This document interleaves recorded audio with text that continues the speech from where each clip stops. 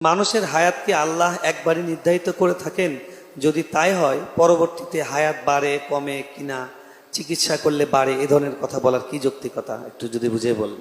এ সম্পর্কে একটি হাদিস, আল্লাহ রাব্বুল আলামিনের কাছে সকল তাকদিরই চূড়ান্ত, কিন্তু তাকদিরের যে লেখক ফেরেশতারা আছে তাদের কাছে তাকদির দুই প্রকার, একটা তাকদিরে মোবরাম আর একটা গায়রে মোবরাম, একটা চূড়ান্ত একটা অচূড়ান্ত।